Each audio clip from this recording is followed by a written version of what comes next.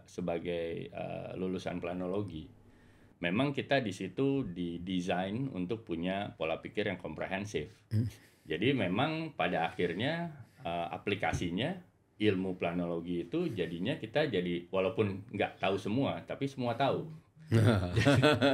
Jadi nggak tahu semua, tapi semua tahu gitu. Jadi kalau misalnya kita lihat huruf itu, kalau planologi itu berarti kayak huruf M gitu ya, panjang, bukan huruf T yang panjang ke bawah, tapi huruf M yang lebar ke samping. Artinya Yang pertama itu relevan. Jadi gimana caranya kita selalu relevan terhadap perkembangan gitu. Jadi kita jangan kayak katak dalam tempurung. Itu juga konteksnya tadi kenapa saya sampaikan bahwa non gelar itu yang dikejar bukan cuma konten, Pak, tapi network. Gitu. Jadi untuk stay relevan kita juga mungkin nggak bisa cuma belajar sendiri, kita harus ketemu orang, ngobrol sama orang.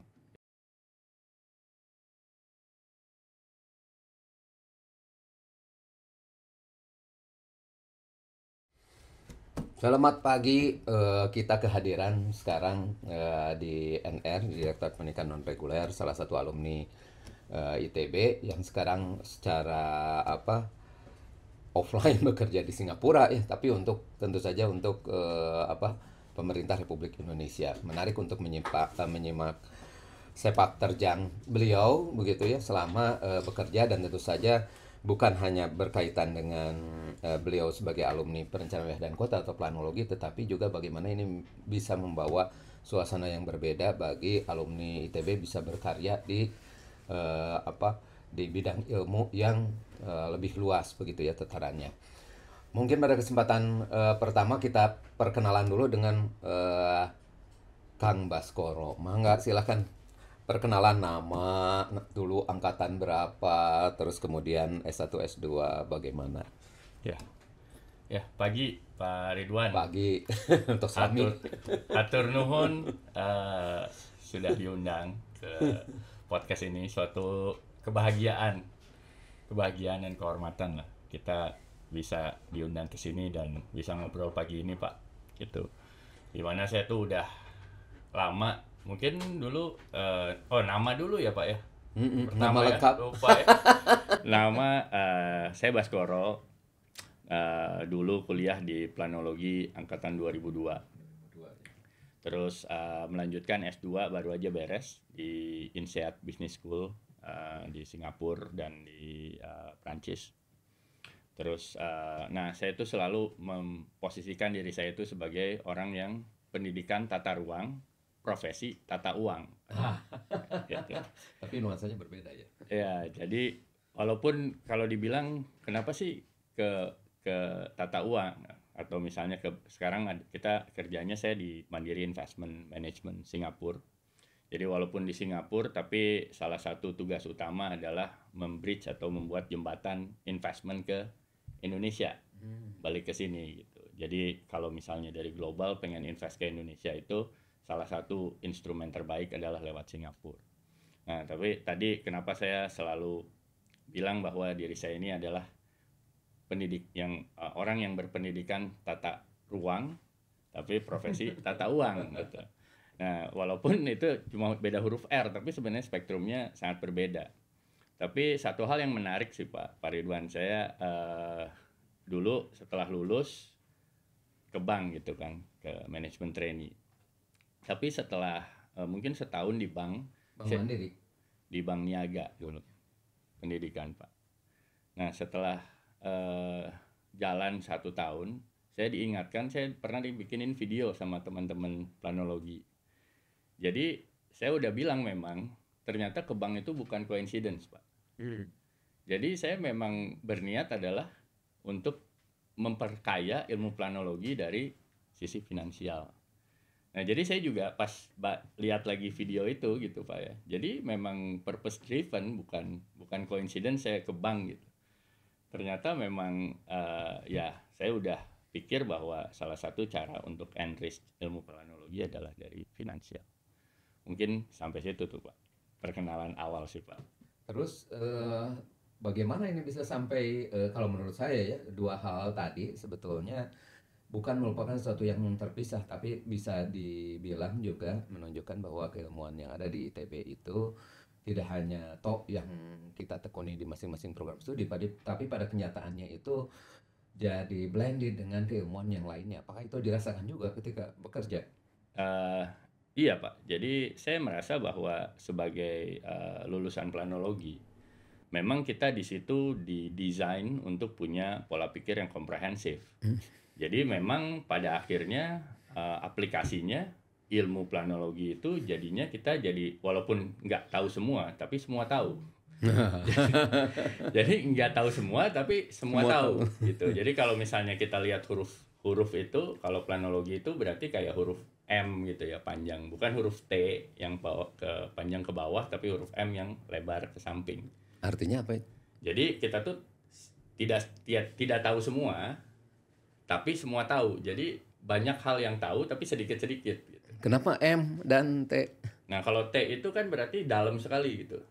Tahu semua tapi yang lain nggak tahu. Oh. Nah, kalau planologi itu semua tahu tapi nggak tahu semua gitu. Kayak huruf M gitu Pak, ke samping banyak tahunya tapi tahunya sedikit-sedikit, M seperti itu. Kalau T itu kan kayak sangat tahu sesuatu tapi yang lain Mendalam. Ya, ya. nggak tahu, ya jadinya mungkin itu positif negatif ya. Artinya memang orang juga beda-beda dan keilmuan juga saya lihat seperti itu. Tapi spesifik kalau ilmu planologi spektrumnya bisa lebar seperti itu. Oh gitu ya. Terus kemudian Indonesia kan sedang mendorong memboost pembangunan, terutama di era Pak Jokowi selama 2 periode. Salah satu diantaranya untuk memboost pertumbuhan ekonomi itu ialah melalui infrastruktur. Nah disinilah sepertinya peran ini nih teman kita ini Kang Baskoro ini ya berkontribusi untuk hal tersebut. Bisa cerita sedikit terkait dengan hal tersebut? Iya Pak, ya mungkin saya cerita sedikit terkait ini ya. Jadi salah satu kebahagiaan terbesar saat saya shifting dari tata ruang ke tata uang itu adalah saat kita bisa structure satu pembiayaan infrastruktur di 2017. Jadi artinya kalau saya lihat pembiayaan infrastruktur, kita kan dulu belajar pembiayaan pembangunan tuh Pak ya. Jadi mungkin yang paling basic biasanya pembiayaannya lewat anggaran. Setelah itu mungkin bagian lain lewat loan bilateral. Atau misalnya avenue lain lewat bank loan. Jadi si operator infrastrukturnya, let's say misalnya toll road kayak Jasa Marga, mereka mengajukan kredit ke bank loan. Tapi apa yang saya structure itu adalah alternatif pembiayaan dari capital market. Gimana itu? Dari Gimana pasar modal gitu. Nah, jadi kalau misalnya 3 hal yang tadi, kalau anggaran itu kan pasti hubungannya sama pemerintah. Kalau loan bilateral ya hubungannya G2G juga. Kalau bank loan ya urusannya sama bank. Nah, kalau investment, pasar modal, itu urusannya dengan investor. Jadi di situ ada tiga elemen utama lah Pak. Jadi kita menstruktur satu pembiayaan jalan tol, tapi melalui satu struktur di capital market yang namanya KIK EBA, kontrak investasi kolektif efek beragun aset. Atau bahasa kerennya kalau di global itu orang bilangnya asset backed securities. Jadi ini salah satu inovasi dalam pembiayaan infrastruktur. Betul. Gitu. Jadi gimana caranya? Sebenarnya kita lihat ada 3 elemen utama lah kalau dalam pembiayaan dari pasar modal. Kita harus lihat investor, kita harus lihat strukturnya Pak, strukturnya apa, sama yang ketiga target investasinya apa. Nah dari investor kita harus lihat apa appetite dari investor, apa yang mereka harapkan dari investasi itu. Misalnya kalau invest di jalan tol, dia bisa dapat return let's say 7%, 8% per tahun. Sehingga return itu terus lihat underlying-nya dari income jalan tol itu sesuatu yang aman.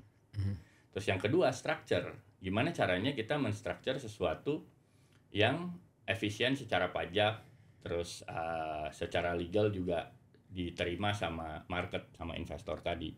Nah makanya kita bikin satu struktur yang namanya KIK EBA Pak. Gitu. Jadi kita menstructure pendapatan atau aset yang dimiliki sama Jasa Marga itu jalan tol Jagorawi yang udah berpuluh-puluh tahun Pak ya. Dan itu aset. gitu. Jadi kalau misalnya waktu dulu itu kan mereka dapat mandat dari Jokowi untuk mengembangkan infrastruktur jalan tol. Tapi pembiayaannya dari mana gitu. Misalnya salah satu yang biasa mereka lakukan adalah pembiayaan ke bank. Nah, tapi kalau ke bank kan asetnya sudah terkunci semua tuh Pak, udah stretch gitu. Nah, alternatif ini ternyata ada satu jalan tol Jagorawi yang income-nya sudah stabil. Nah, di situ kita sekuritisasi itu menjadi aset.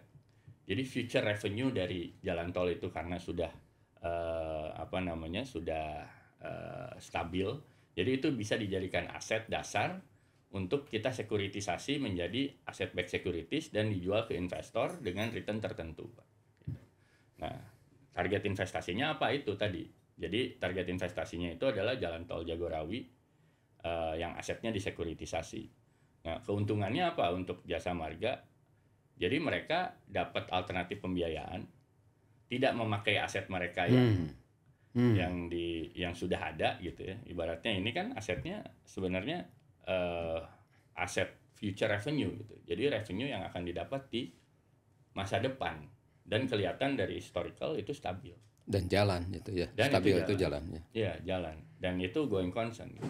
Nah, jadi dia bisa dapat pembiayaan di depan dengan kurang lebih mengagunkan pendapatan future, sehingga dia dapat uang di depan untuk membangun jalan tol lain. Nah, jadi mungkin itu salah satu kebahagiaan terbesar saya, kayak ternyata ini kontribusi tata uang ke tata ruang. Kalau begitu ya, di situ daerah-daerah yang memiliki jalan tol yang sudah ramai begitu ya, istilah umumnya begitu ya, menjadi sangat strategis dan harus di-maintain dengan baik, dipelihara dengan baik. Apakah benar itu adanya hanya di provinsi-provinsi di Pulau Jawa saja, terutama di Jawa Barat dan Jawa Tengah, atau sampai ke Jawa Timur juga, yang tadi dijadikan sebagai itu?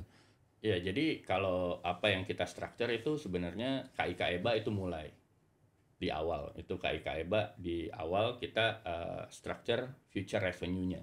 Karena sudah mature lah. Ibaratnya jalan tolnya udah lama, terus dia juga udah bisa menghasilkan suatu return yang stabil. Nah, project selanjutnya itu kan di Pulau Jawa, Pak, jelas. Jawa. Nah, project selanjutnya itu kita namanya reksadana penyertaan terbatas. Itu kita investmentnya di jalan tol Trans Jawa. Jadi memang 3 struktur yang kita punya. Satu itu KIK EBA tadi yang saya cerita. Yang kedua itu reksadana penyertaan terbatas, atau kalau misalnya dibilang istilah kerennya di global itu private equity.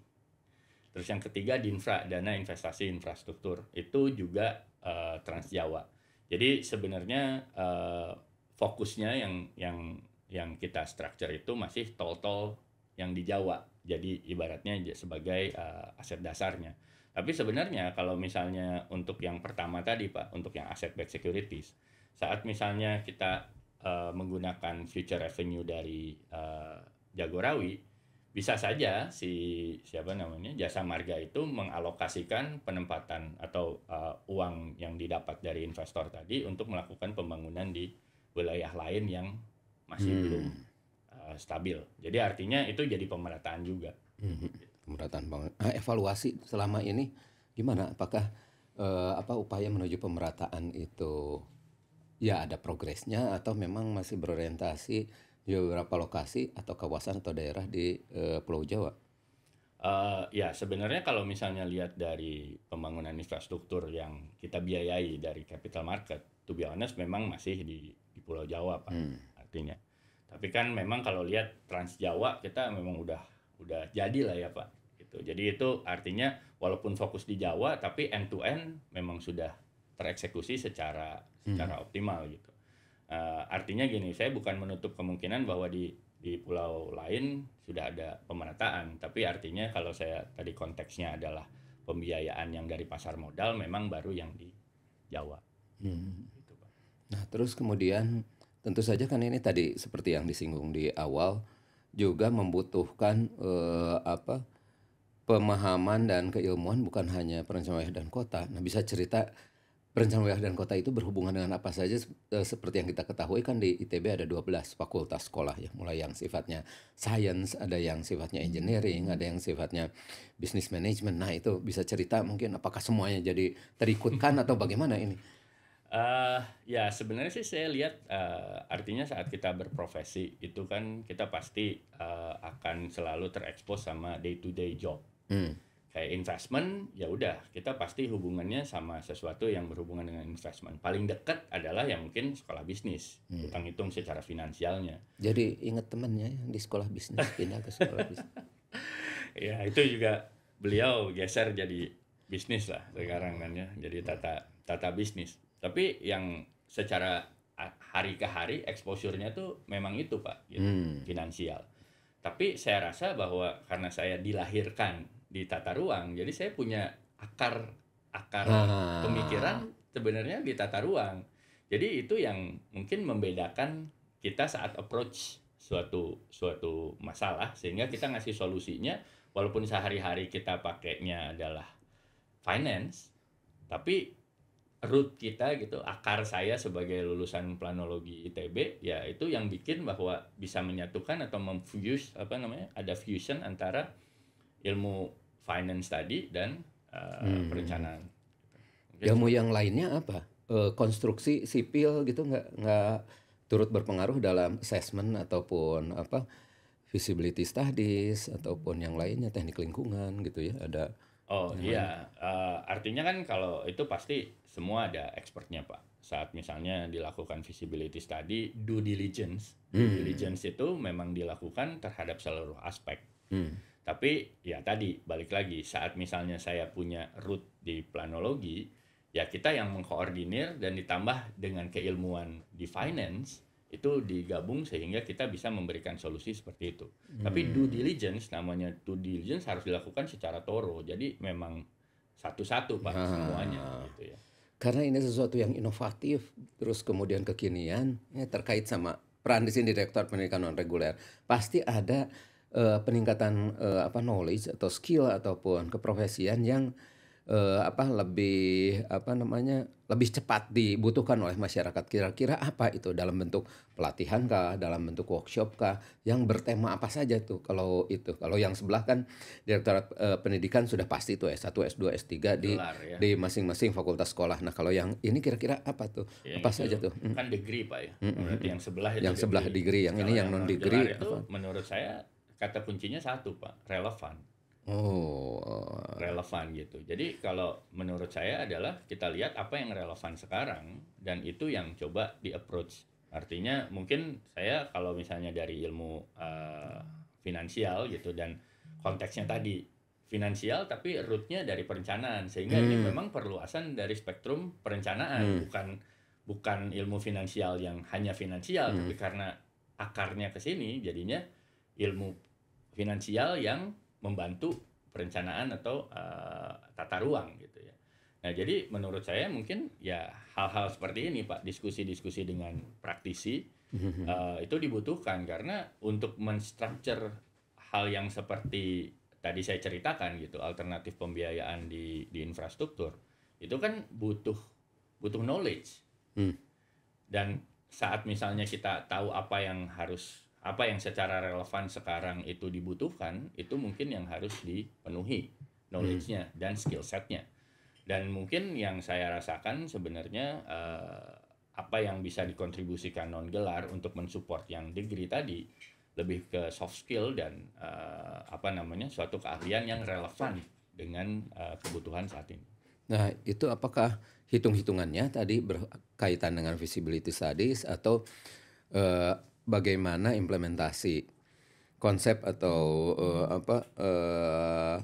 pedoman bagaimana perencanaan tata ruang itu bisa diimplementasikan ataupun dikendalikan ataupun ketika ini ada infrastruktur ingin diimplementasikan itu support system apa saja yang harus disediakan gitu ya Pak, semuanya itu relevan atau gimana?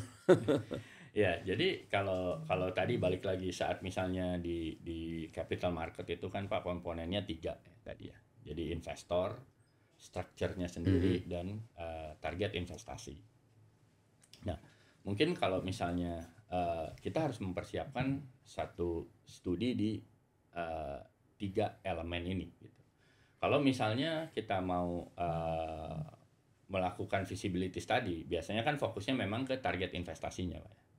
Target investasinya kita lihat apakah ini visible, viable secara finansial gitu. Nah, di situ memang dibutuhkan skill set yang relevan ke situ, ke proses due diligence tadi. Due diligence misalnya dari sisi keuangan, due diligence dari sisi konstruksi, gitu. Due diligence dari sisi alternatif skema misalnya sekarang. Apa yang dibutuhkan atau misalnya skill set apa yang dibutuhkan untuk mengidentifikasi skema apa sebenarnya yang paling pas untuk pembiayaan ini. Dan yang ketiga sebenarnya adalah reach out ke investor. Investor ini juga satu jargon atau satu term yang sekarang kan populer banget. Gimana caranya menarik investor, ya itu juga satu skill set yang harus dipenuhi gitu.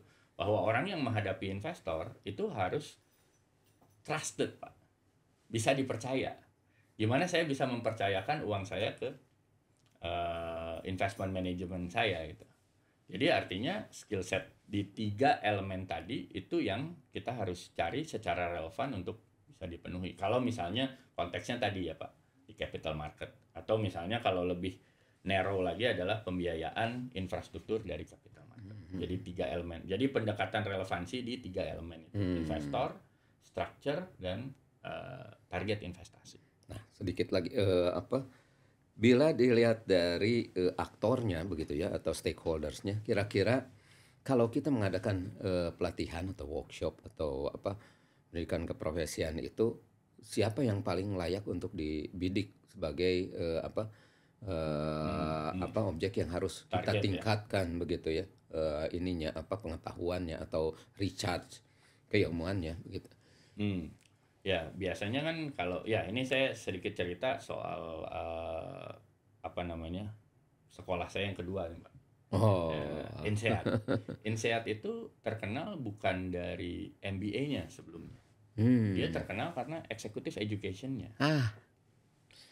Gitu. Jadi mungkin kita dari tadi kita diskusi tentang ini gitu ya, tentang tentang skema pembiayaan dan gimana akar saya itu sebenarnya dari ITB dulu. Tapi kalau konteksnya sekarang ke non-gelar, salah satu institusi pendidikan yang bisa dijadikan acuan itu INSEAD, Pak. Karena apa? Karena dia itu memulai bukan dari gelar MBA, tapi karena memberikan executive education ke banyak profesional. Jadi kenapa itu jadi penting? Saya lihat ada 2 hal. Yang pertama adalah relevan tadi. Jadi mengisi kebutuhan knowledge untuk bisa mengeksekusi suatu solusi. Yang kedua adalah network, Pak. Itu. Jadi artinya yang disasar sama non gelar, kalau gelar kan udah jelas harus diisi konten gitu ya. Networking itu mungkin ada sedikit bagiannya. Tapi kalau udah non gelar, saya lihat ada 2 hal itu, Pak. Jadi yang pertama harus diisi kontennya, yang kedua juga diisi networkingnya. Jadi artinya saat sudah diisi kontennya, dia punya satu network yang menghubungkan dia dengan pihak-pihak yang relevan dengan solusi tadi. Gitu. Jadi yang ditarget kalau menurut saya is a professional pasti. Cuma secara konten harus diisi ada satu aspek untuk mengisi knowledge-nya dan satu aspek untuk mengisi networking-nya. Nah, jadi kalau saya juga kemarin ngambil S2 di INSEAD gitu. Kadang-kadang banyak direktur ataupun pimpinan-pimpinan perusahaan besar gitu. Oh iya, kita sama-sama INSEAD dan dia itu sebenarnya bukan degree loh, Pak. Dia itu executive education. Nah, tapi kita jadi merasa satu network di situ karena itu tadi. Jadi menurut saya yang ditawarkan bukan heavy di konten seperti gelar, tapi harus dibagi antara konten dan network. Bagus juga itu ya, bagus. Dan ITB kan sebetulnya sudah mulai itu, yang ITB Kampus Jakarta ingin dikembangkan sebagai executive education. Selain Ganesha, Jakarta kita juga punya Jatinangor yang di situ ada juga pusat stay yang kerjasama dengan Korea Selatan. Terus kemudian di Cirebon itu ada Metropolitan Center. Mungkin ini hubungannya dengan planning dan ilmu-ilmu yang terkait lainnya begitu ya. Juga ada oceanografi yang sudah kerjasama dengan Korea Selatan juga tuh di situ. Terus kemudian yang berhubungan dengan budaya lokal ada kriya begitu ya. Nah ini menjadi menarik juga ya itu ya tadi executive education itu.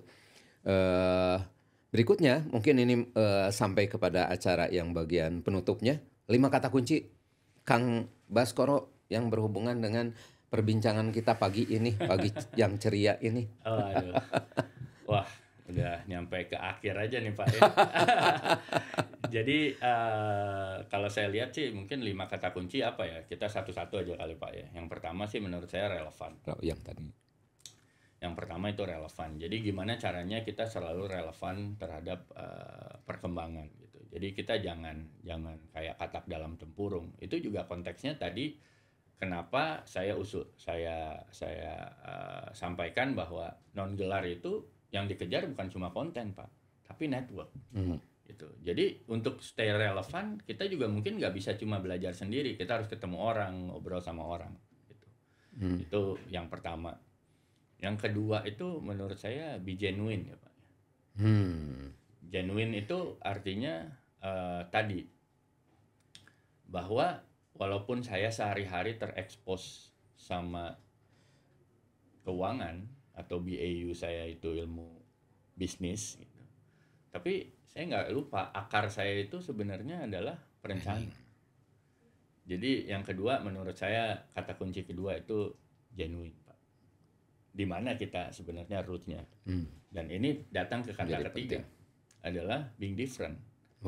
Nah karena kita tadi genuine-nya akarnya kita itu nggak lupa dan kita menjadi genuine, kita tuh jadi beda.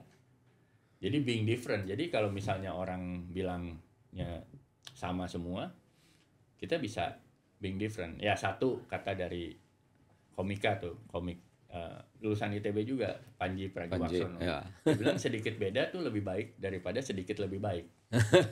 sedikit beda lebih baik daripada sedikit lebih baik. Jadi saya pikir yang nomor 3 kata kuncinya adalah being different. Terus itu 3 ya. Biasanya 3 Pak. RGB jadi RGB ya tadi relevan, genuine dan being different.